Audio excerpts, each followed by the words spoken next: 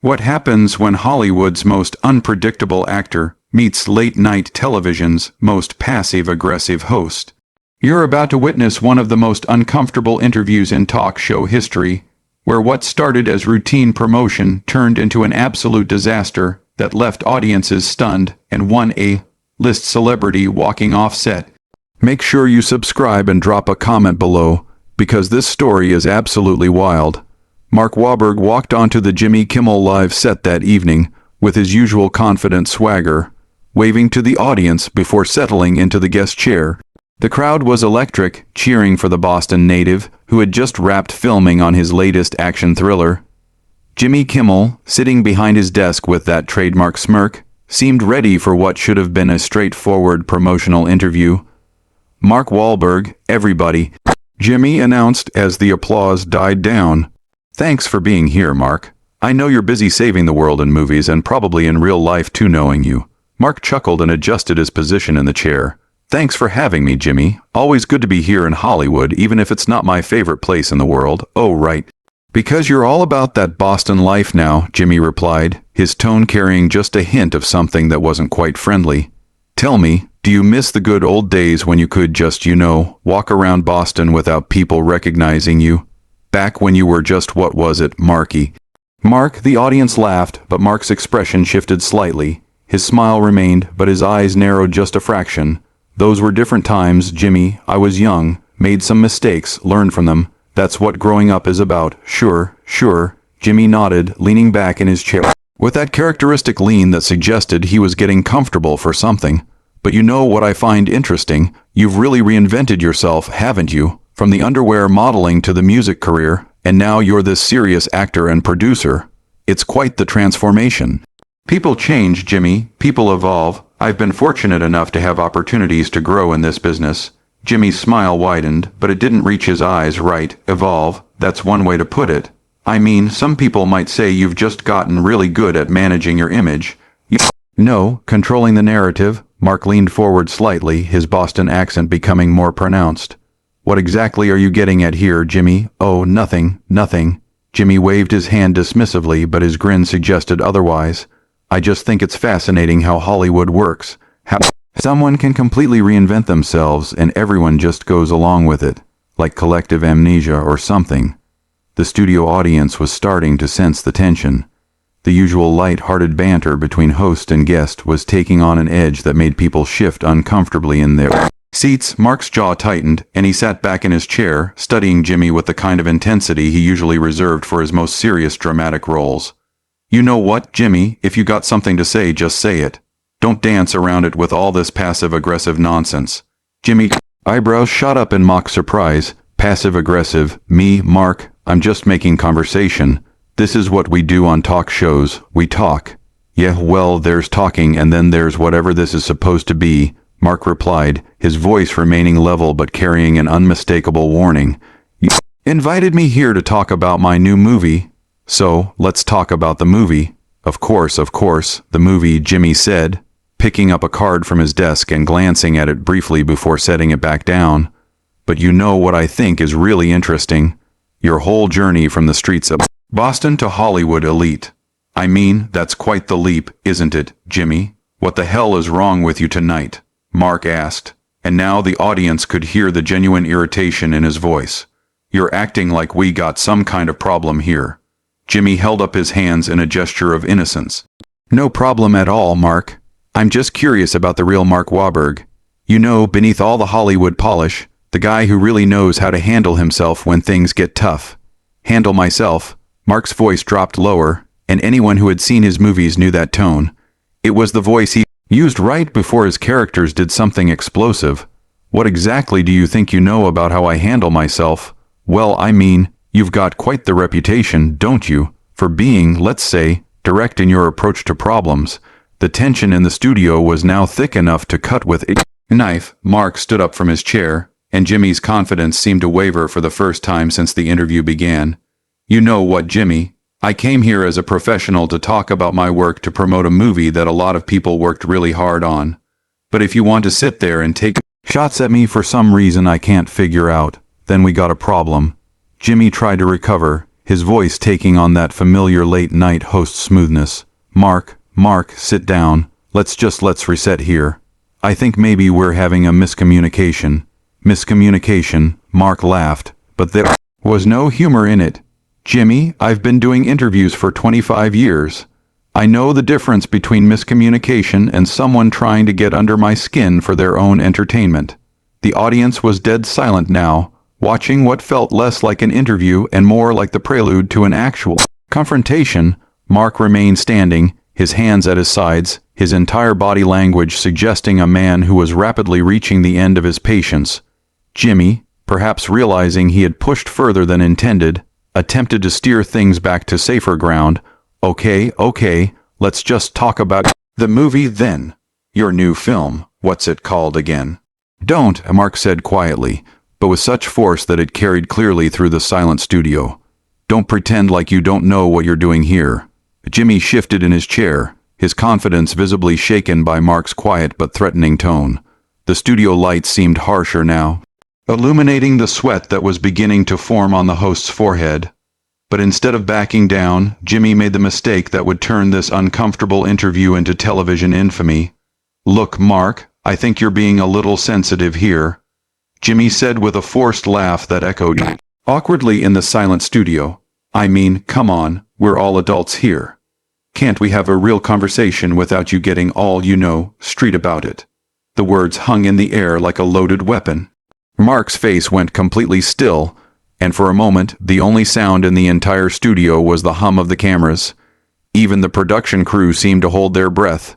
Street, Mark repeated slowly, his Boston accent now thick enough to cut glass. Did you just say I was getting street about it?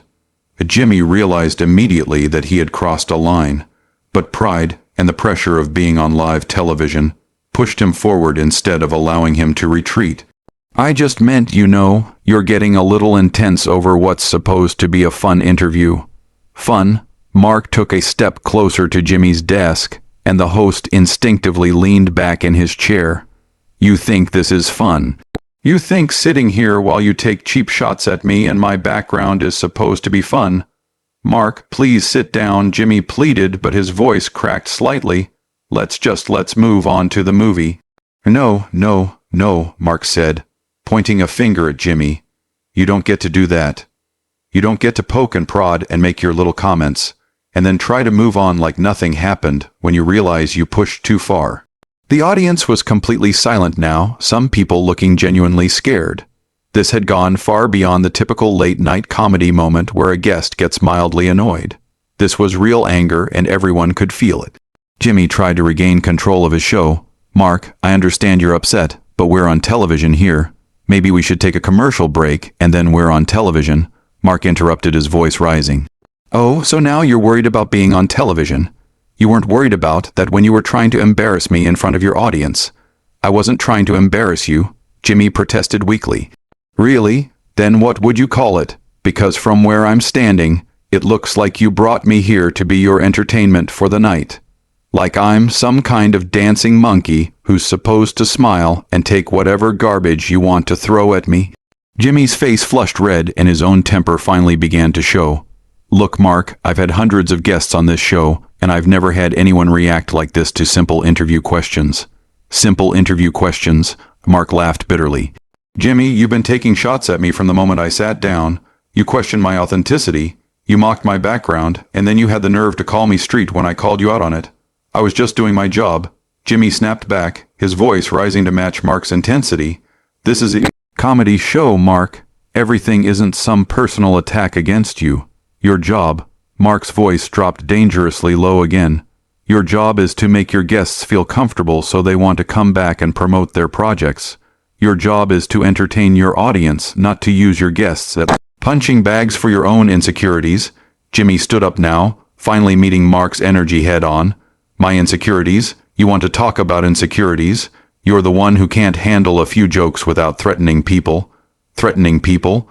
Mark stepped closer to the desk and several security personnel moved closer to the stage area. Jimmy, if I was threatening you, you'd know it. What I'm doing is telling you that you're being disrespectful, and I don't appreciate it. Disrespectful. I'm disrespectful. Jimmy's voice cracked with indignation. You come on my show, you sit in my chair, and then you tell me how to do my job. That's disrespectful." The confrontation had reached a boiling point. Mark stared at Jimmy for a long moment, his chest rising and falling as he controlled his breathing. When he spoke again, his voice was calm, but there was something final about it. "You know what, Jimmy? You're absolutely right. This is your show. These are your chairs. This is your studio." Mark began walking toward the edge of the interview area, which means I don't have to sit here and listen to this anymore. "Where are you going?" Jimmy called out, panic creeping into his voice as he realized the interview was falling apart on live television. "I'm leaving," Mark said without turning around, "because unlike some people, I know when I'm not wanted somewhere." Jimmy, desperate to salvage the situation and probably his job, made one last catastrophic error in judgment. "Oh, that's perfect, Mark. Just walk away. That's exactly what everyone expects from you, isn't it? When things get tough, just walk away." Mark stopped dead in his tracks. Slowly, deliberately, he turned back to face Jimmy. The look on his face made several audience members gasp audibly. "What did you just say to me?" Jimmy, realizing he had just poured gasoline on a fire, tried to backtrack. "I didn't mean anything by that, Mark. I mean, you're leaving in the middle of an interview." "No," Mark said, walking back toward the desk with purpose. "You said that's what everyone expects from me." "What exactly does that mean, Jimmy? What do you think you know about me that makes you think you can say something like that?" The studio was so quiet that the sound of Mark's footsteps seemed to echo like gunshots. Jimmy gripped the edge of his desk, his knuckles white with tension. "Mark, please, let's just calm down and finish the interview like professionals." Professionals. Mark was now standing directly in front of Jimmy's desk, close enough that the host had to look up to meet his eyes. "You want to talk about being professional? A professional doesn't ambush their guests. A professional doesn't use their platform to settle personal scores or boost their own ego. Personal scores, Mark. I don't even know you well enough to have personal scores with you." "Then what is this about?" Mark demanded, "because this sure as hell isn't about promoting my movie or entertaining your audience." Jimmy's face went pale as Mark stared him down, waiting for an answer that everyone in the studio knew was coming. The host's hands trembled slightly as he gripped his desk, and when he finally spoke, his voice was barely above a whisper. "You really want to know what this is about?" Jimmy asked, his facade of comedy show professionalism finally cracking completely. "Yeah, Jimmy. I really want to know," Mark replied, his voice steady and dangerous. "Because I came here to do you a favor, to help your ratings, to promote my movie on your show. And instead, you've spent the last 10 minutes trying to humiliate me, so enlighten me." Jimmy stood up slowly, his chair rolling backward from the force. When he looked at Mark, there was something raw and bitter in his eyes that the audience had never seen before. "You want to know? Fine, it's because guys like you make me sick," Jimmy said, his voice gaining strength as his resentment poured out. "You come from nowhere, you screw up half your life, and then Hollywood just hands you everything. Meanwhile, people like me work for years, decades, grinding it out in comedy clubs, writing jokes, perfecting our craft, and we're treated like we should be grateful just to be here." Mark's eyebrows raised in genuine surprise. "Are you kidding me right now? This is about jealousy." "It's not jealousy," Jimmy snapped, pointing an accusatory finger at Mark. "It's about fairness. It's about the fact that you can assault people on the street, get arrested multiple times, and Hollywood still rolls out the red carpet for you. But if someone like me makes one wrong joke, one mistake, my career is over." The audience was stunned into complete silence. This wasn't entertainment anymore. This was a real psychological breakdown happening on live television. Mark shook his head slowly, processing what he was hearing. "Jimmy, first of all, I never assaulted anyone on the street. And second, you think my success just got handed to me. You think I didn't work for everything I got." "Oh, please," Jimmy laughed bitterly. "You made a couple of movies where you played tough guys, and suddenly you're this serious actor. You think anyone takes you seriously as a performer? You're a novelty act, Mark." A curiosity. The words hit the studio like a physical blow. Several audience members gasped, and even the camera operators seemed to shift uncomfortably behind their equipment. Mark stood completely still for a moment, absorbing the insult. "A novelty act," Mark repeated slowly. "That's what you think I am. That's what you are, Jimmy pressed on, apparently unable to stop himself now that the floodgates were open. You're famous, for being the guy from Boston who got lucky. Meanwhile, actual comedians, actual entertainers, we have to scratch and claw for every opportunity. Mark nodded thoughtfully, as if genuinely considering Jimmy's words. When he spoke again, his voice was calm, almost conversational. You know what, Jimmy? You might be right about some things. Maybe I did get some lucky breaks. Maybe Hollywood gave me opportunities that other people deserved more. But there's one thing you're completely wrong about. What's that? Jimmy asked, his voice dripping with sarcasm. You said if you make one mistake, your career is over. But that's not true, is it? Because you're making a huge mistake right now on live television in front of millions of people. And somehow, I doubt this is going to end your career. You know why? Jimmy didn't answer, but his confident expression was beginning to falter.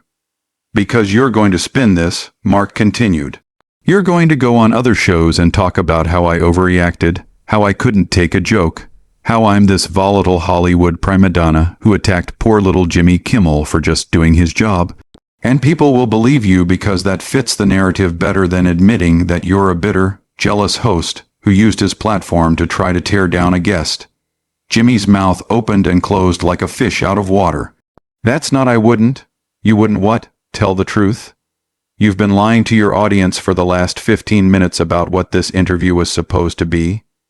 You brought me here under false pretenses so you could take your shots and feel better about yourself. The host's voice rose defensively. I brought you here to do an interview, which is exactly what we're doing. No, Jimmy, this isn't an interview. An interview is when you ask questions to learn something about your guest or to help them promote their project. This is a hit job. This is you using your position of power to try to make me look bad because you're insecure about your own success. Jimmy's face flushed bright red. Insecure? You think I'm insecure? I have my own show, Mark. I have millions of viewers every night. I don't need to be insecure about anything. Really? Then why are you so angry about my success? Why does it bother you so much that Hollywood gave me opportunities? If you're so secure in your own accomplishments, why do you care what happens to me? The question hung in the air like a challenge. Jimmy looked around the studio as if searching for support, but found only the uncomfortable faces of his audience and crew. When he spoke again, his voice was quieter, but the venom was still there. Because it's not fair, he said simply. It's not fair that guys like you get to skip the line while guys like me have to wait our turn. Mark stared at him for a long moment. And when he replied, there was almost pity in his voice. Jimmy, there is no line, there is no fair. There's just people working as hard as they can and hoping for the best. And if you spent half as much energy on your own craft as you do, resenting other people's success, maybe you wouldn't be sitting here at 2:00 in the morning attacking your guests because you're bitter about your own life. My own life, Jimmy's voice cracked with rage. Don't you dare psychoanalyze me. You don't know anything about my life. You're right, I don't, Mark agreed. But I know what I see right now. I see a man who's so unhappy with himself that he can't stand to see other people succeed. I see someone who's more interested in tearing people down than building anything up. And honestly, Jimmy, that's just sad. I lay 8. Jimmy slammed his hand on his desk, the sound echoing through the silent studio like a gunshot. Don't you dare feel sorry for me. I don't need your pity, and I don't need your amateur psychology. I'm not giving you my pity, Mark said, stepping back from the desk.